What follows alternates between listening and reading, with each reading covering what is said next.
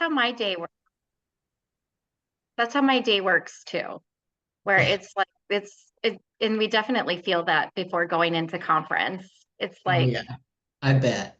I'm so excited about the next conference though. Dallas is gonna be fun. oh, I know, I know. Hey, thanks everyone for joining us. We're going to give it just a minute or so here and let a bunch of people filter in. There are a bunch of people filtering in right now. Yeah, Dallas in March. It is in the It's right between the two stadiums. I have not been there myself, but a team from here has been there. And so it's right by the two stadiums. And it's kind of like if you've ever been to LA Live, I think they actually call it Texas Live. It's kind of that where it has like this fun little neighborhood. Oh, it's in Arlington. Sorry, Tony. I always mess that up. I should know that because that's where the stadiums are. That still counts as Dallas. Not to our Well, Texas peeps. to So a non-Texan. on here, I'll work on it. I will begin saying Arlington. Oh yeah, speaking of Dallas, today's the last day for our deepest discount that we do to our lender members, $5.95 if you register today, which is almost half off of what it is at the end. Um, Thank you for that reminder. I needed. Go in there and get it done. All right, I think we'll get started here. Thanks everyone for joining us. This is the last week in mortgage today. If there's anybody on here I haven't met before, I'm Faith Howard Mooney, the SVP of Member Engagement here at the Mortgage Collaborative. And today I have with me Jeremy Davis, who is the president of mortgage from Southern Bancorp Bank. Um, Thank you for doing it with this with me today, Jeremy. Hi, thank you so much for inviting me. I'm excited to be here. I was gonna say you guys are all gonna have an experience. Jeremy is like one of the, I'm gonna set you up here. You're like one of the really super fun people if you ever have a chance to get to know or talk with. He sometimes has answers that you just don't expect, but you always end the conversation laughing. So appreciate you much for that. Thank you. We're just talking about a little bit about like what you guys have got going on there because you're um, growing and have been growing really all year in light of what's been going on because you just went to Southern Bancorp Bank and really started their whole entire Yeah, mortgage. about 18 months ago, and it has been a wild ride. In that period of time, we have implemented a POS and LOS, a CRM. All the acronyms have been created and rolled out and integrated. Really since February of this year. So it's been a really fun time. Southern Bancorp is a certified CDFI that makes up three institutions. There's a holding company. There is the CDFI Depository, Southern Bancorp Bank, which is what the mortgage company is a part of, and also a 501c3 a nonprofit that is a certified CDFI lender. And we all work together really to bridge the homeownership gap for the underserved communities that we serve, which is really kind of largely from a territorial standpoint, geographic standpoint, Arkansas, Texas, Mississippi, Tennessee, Alabama, and Georgia right now, and hopefully expanding soon. Can't believe I'm saying that out loud, but Wow. And you even added a hopefully on there. yeah, yeah, hopefully. Is it Christmas yet? Is it too early to put up a tree? I think that when you're so busy, you can do it anytime that you want, and it's totally appropriate. That also is correct for taking it down as well. That's I just love the way you think. This is why we always have fun together. exactly. Well, let's talk about kind of like what's going on out there in the world. It seems like there's like not a lot going on, but a lot going on at the same time, which seems like kind of a weird thing to say, but lots of things out there in the press this last month. And this is one that I'm like, it's kind of like not on my radar. Um, but the clear cooperation policy that realtors have to deal with. I realize that's been out there for a long period of time, where within a day of marketing a property to the public, the broker has to submit the listing to the MLS, and to all the other participants that are on MLS. And apparently there are some people that are thinking that this doesn't really apply anymore. We don't need to do this anymore. I guess I would say it's maybe pushback because of people wanting more privacy. Have you run into this ever before? I personally have not. I'm really surprised by this, actually. And for one thing, I think as I was reading up on this happening, this actually has not been in place as part of the official policy for as long as I thought. I thought this had always been the case, Yeah. but apparently this has only been kind of a policy agreement for what the last 5 or 6 years. I forget exactly when it was put into place, but the idea that a specific, state-based or locally based realtor association can just decide they don't want to cooperate with this anymore and change the rules in their market is a little surprising. Yeah.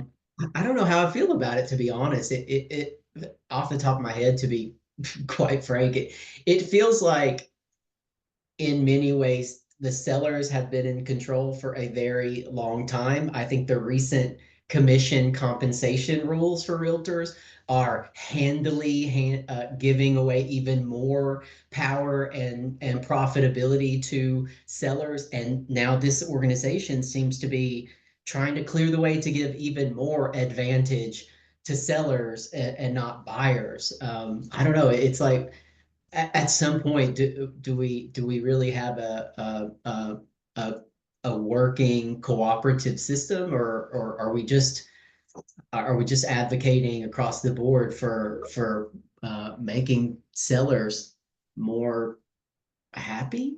I Yeah. don't know. What do you think? You know what?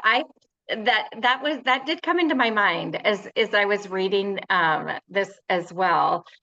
This is an article that actually Ashley, so give credit to Ashley. Ashley actually found this, I think, out in her search of things. She's been helping me with some things lately, and this is one that she found out there that I had not seen yet. Um, but it also the sellers in this situation account for less than 1% of the US market. So it's like that led me to believe that it's like, what other thing is in the background of this? What is causing this to happen? Mhm. Because typically it's not, I mean, if it's like a small percentage of the marketplace, it doesn't. This is going on in Utah, by the way, for those of you listening in. So if there's anybody here from Utah that like can shed some different light on this, that's where this one Yeah. is happening, that they just sent a letter to NAR and said that they are making their stance that they don't feel like it should no longer be an enforceable thing, something that they enforce doing. I know we've got some weird legislation here that I haven't had the chance to look up yet, but people still do it anyway, where you're not supposed to, there's never supposed to be a coming soon sign, Hmm. Hmm. out um, on a property, and yet you see it all the time. I know. Or We see that in Tennessee. I'm in Nashville, and we see the coming soon sign a lot. And sometimes it's there for a while. So I do wonder, like, coming soon, is that does that mean you haven't gotten a contract signed yet? I'd love to know more information, because I am interested, Faith, in your thought. Like, one of the pushbacks they gave is this is really because sellers want more privacy of their homes being for sale, which seems a little counterintuitive, right? Like, you would think that you want the broadest audience, market to get again, the best price on your house, but that's not the argument that they're giving here. yeah. Well, and it makes me wonder too, because oftentimes for those like coming soon, or where I'm probably noticing it more than not, is like coming soon, not a sign in the yard, but coming soon on social media.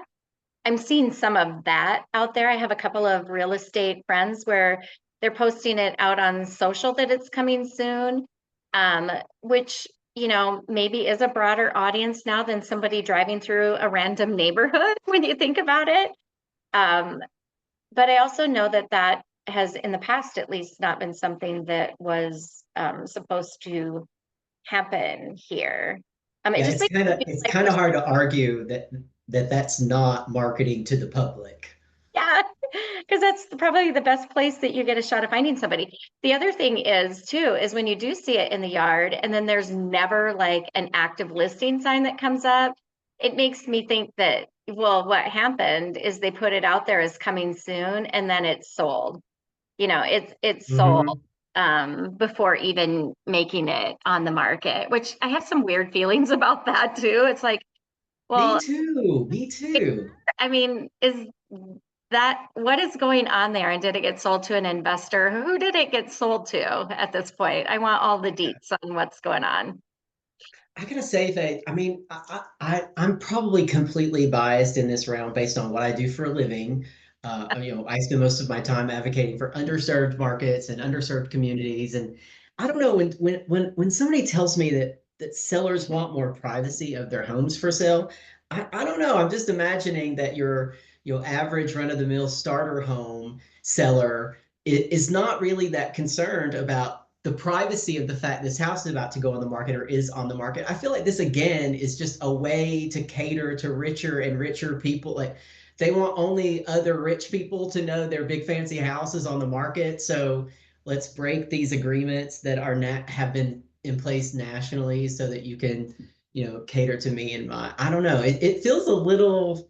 Of course, like I said, I'm biased. Don't hate me in the chat or anything. I'm totally biased, but I don't know. It does feel like we're turning a little more to that affluent market when we talk about the pushback from sellers wanting more privacy. I don't know. I can tell you that I don't find myself to be an underserved person, but if I were selling my house, I'd want everybody who could possibly know about it to know about it because I want the best price I can get. Well, yeah, and I want more information on like what kind of privacy. They're moving from this house. They're selling this house. Right. They're You're moving from leaving. this house. So what are you looking for from, is it just that you don't want people to know it's on the market? I don't know. I don't understand it completely. But it is interesting. And I do think that there's something else going on there because of, it being a small percentage of the US market, number one. And number two, I think it has to do with control more than anything else, that they've lost some control and now they're trying to gain back control. That's just my personal opinion. If others have other opinions, share with us.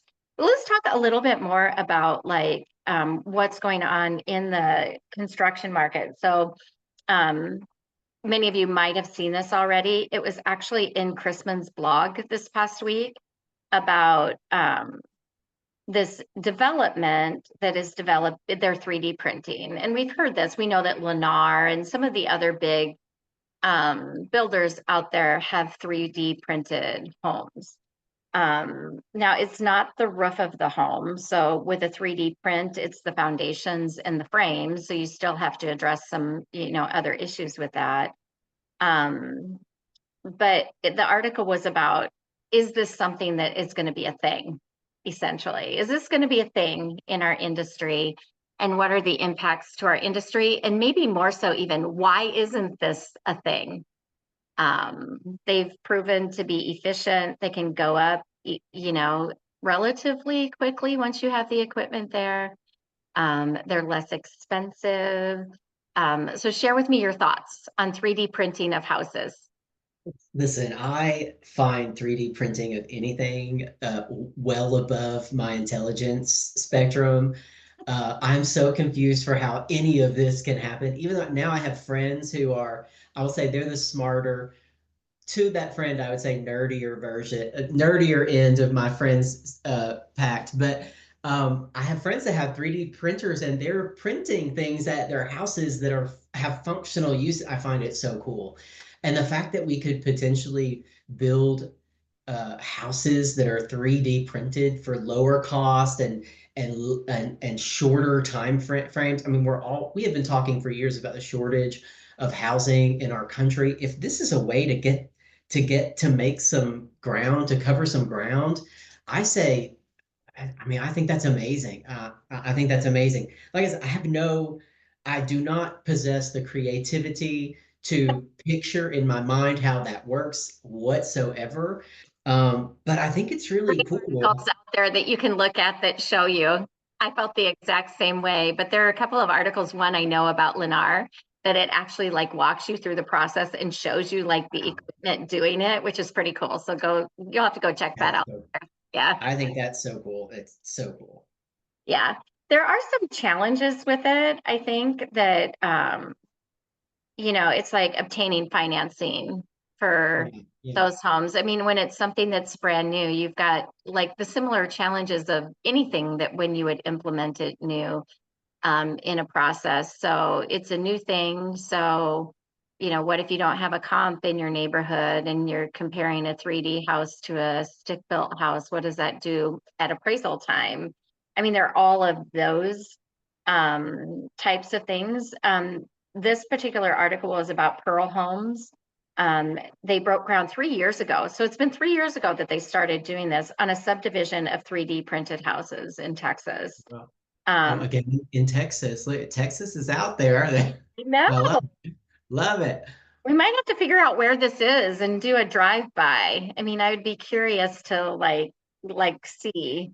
Um, So, Faith, are we really talking about, do they really like build out the whole house like this, or is this more like, I can totally, and I think I've seen videos of how they build the foundations, maybe even like frame up the house, but can they really like go at like the interiors, the electrical stuff? Like, is all of that really able to be created with 3D printing? I guess it is the foundation and the frames. So anything framing related and foundation related. That's Anything it. roofing related. So how this and why this was brought up, I think, is because of what happened in Florida. That's kind of how this article came about because these 3D printed houses have proven to also sustain weather and winds and everything in a different way than a stick built house would. So my question though was, and it always is, it's like, well, what about places like cold weather? It's like, how are these houses insulated? I have tons of questions. It's like, is there I mean, are they insulated? So can they literally be built in any market, or is there a reason why they're being built, which I would have to think there is in warm weather environments is where you're tending to see things, at least the ones that are broadcast out there. But I do think that it's like, can it be mass produced? Is it something that is scalable? It appears like it is. Of course, then you also have to get your governmental agencies in the local markets on board with having a development like this. And when it's, not a known thing, the first ones are probably always the hardest, right? It's like Absolutely. get somebody to see it, believe in it, agree to it, and get it out there. So yeah, but I do think it's still an interesting thing. So Tony's sharing some information with us. The world's largest 3D printed neighborhood is Wolf Ranch in Georgetown, Texas. And so this one was I'm not. so curious. I'm so curious. How did like that neighbor? How did it sell? How is it selling? Like, did it hold up? Was there a lot of interest? Did it hold value? Are they reselling Yeah. yet? Tony, if you know like the time frame, like when those were built and sold, um, Oh, 450 to 600 median was 499. yeah. Oh wow. Well, that seems pretty reasonable in terms of overall cost. I mean, I don't know what the houses look In like. Texas, yeah. I'm gonna be looking this up now. Yeah. Now, I mean, I don't know. Yeah. Very, very interesting. In this article, it was mentioned there is a $200 million, 40,000 square foot compound that apparently was a concrete home that was built in Malibu. So there's apparently one like Yeah, this in Malibu. So it does appear like it could be done on a larger home, but it's like, I don't know, is there a stigma associated with 3D printing houses because there's so many unknowns of what happens to them long term and how they age and those things? I don't know. yeah. Well, and other like similar types of home building has been tested before. I was actually just this past weekend on Sunday mornings. That's my Sunday morning show, CBS Sunday Morning. They were talking about this house that was built out of aluminum. I mean, I want to say it's nearing 100 years ago, where it was kind of a pop-up house. It's a tall, skinny. It was meant to bring the indoors out, vice versa. It was largely built out of aluminum, and it can be like taken down and put back up. So you could actually Oh, move the house. But it apparently was a complete dud. It didn't take off. No one was interested. And the story on CBS this morning was this: there is a couple business partners who still own this house. It is in storage. And they're looking for ways to like bring it back out. They feel like now is more the time for radical, building ideas like this. And it seems to me like 3D printing houses is just one more, radical new like turn that our industry needs to take to really be able to fulfill the housing needs we have, yeah. especially affordable housing needs that we have. Well, and it specifically makes me wonder where there was a lot of housing, I'm going to say in the 40s and 50s, that I wonder if that was considered radical too, where like the first suburban neighborhoods were built, that they were, we've got a couple of places here in the Twin Cities where a lot of those homes are still there. I mean, it's kind of some of the up and coming places where young people want to live now. I wonder if those were considered radical back in that day and age of doing Mhm. something like that as well, that this, it's just a matter of it's new. That's a really good point. I wonder if that is, it's interesting, and it may take, that really started taking off after the federal government started building all of those neighborhoods and Yep. moving workers to specific places, like, and really made these houses not necessarily free, but very affordable for those workers. I wonder if it's going to take a project like that to really get something like 3D printed homes off the ground and widely available, scalable. Because I mean, really, it seems like that kind of thinking is exactly what we need to see to alleviate any of the affordability issues we have now. Yeah. We'll bring back something that worked a long time ago. Why create something new? Because that was like, I mean, that housing is still in the Twin Cities. There's still a lot of that housing that you can drive through those neighborhoods there, and they're still delightful neighborhoods, just with much smaller homes in them. Many of them have been, remodeled, updated, and that type of thing. There are some other types of things related to inventory. It feels like there's always just these little things that are maybe baby steps in the right direction.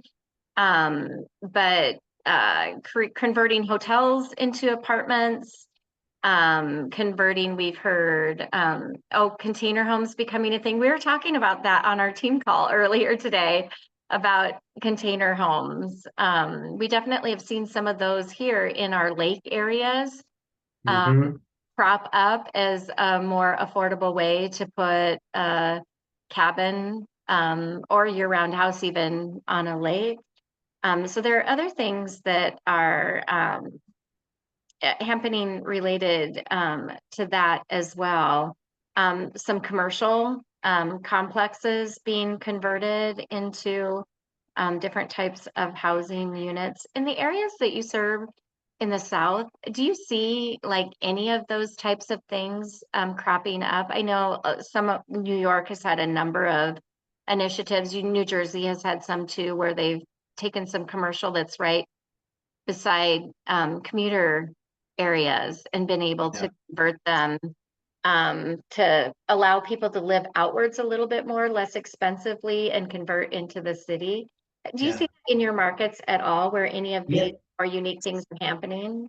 Yeah, surprisingly. I mean, I don't feel like I think a lot of our markets don't tend to be the markets that are way out in front in terms of innovation.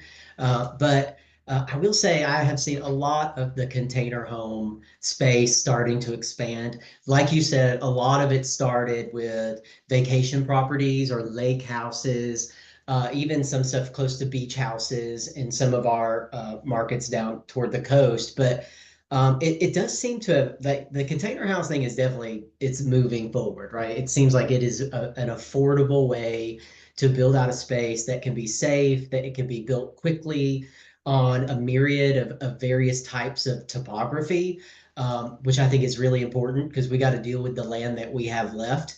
And some of it's not the ideal places to build a traditional brick home, right? So I am seeing a lot of that. And we're seeing in Nashville and Atlanta specifically, we do see that the beginning stages of those huge commercial buildings that are now largely empty or have become obsolete being converted into condos or apartment buildings.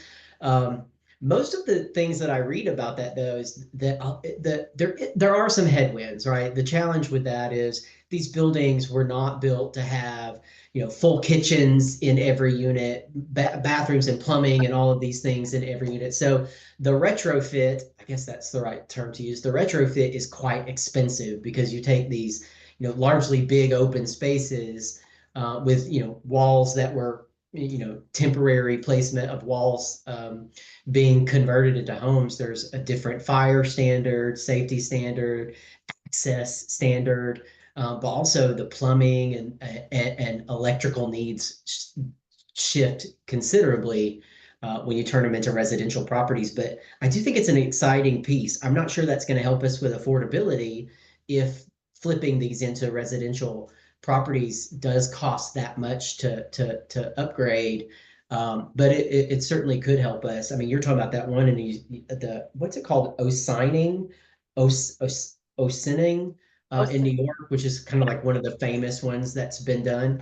There are just dozens and dozens and dozens of units in that thing, right? yeah, yeah, yeah. And I think that, I don't know, living in suburbia, I think that, we commonly don't see many of these same things, at least where, in suburbia here. But some of the things that we are seeing that happen in the city, maybe more than other places, is the whole, what do I want to call it? Like commercial space below with housing being built upward on top of it. There are some places, somebody on our call, I think it was Ashley, when we were talking earlier today as a team, Costco below, housing above, because the desire of the Oh, next wow. generation is is to be surrounded by all of the things that they use and not necessarily dependent upon transportation in the same way, that other people have, and those types of things. So we were getting into some of those conversations today while we were actually talking about our 12 days of TMC conference. I Um, can't imagine living on top of a Costco. The danger to my wallet to live that close to a Costco is too much. I could probably afford a way better house way far away from Costco. I do uh, not have that kind of self-control.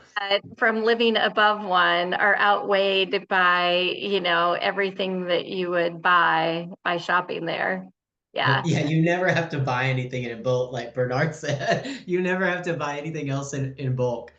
Yeah. Oh, Alice also chimed in. She has a friend who's converting an old bank building in New Jersey. Can you imagine an old bank building? That's pretty opulent and cool if you think.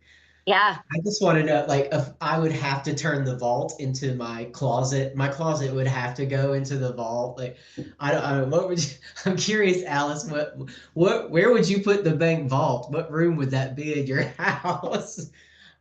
That would be so cool. But yeah, old bank buildings are beautiful and opulent. I bet that's going to be a really cool conversion. Yeah. I heard of one of those. And then in like the weirdest place in a really small town in Iowa, I know of a church that the same sort of thing was converted into this beautiful house where the area where the choir was up above, below ended up being this massive kind of loft, bedroom. And it's Oh, wow.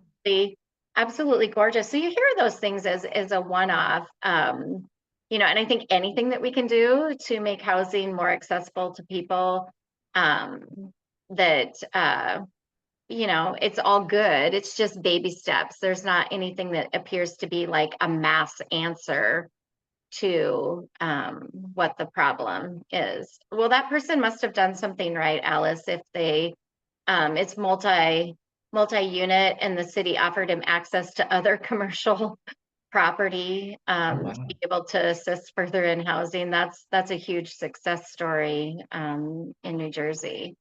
It Yeah, sounds like a really great public-private partnership as well, which it is going to take that to really solve this crisis.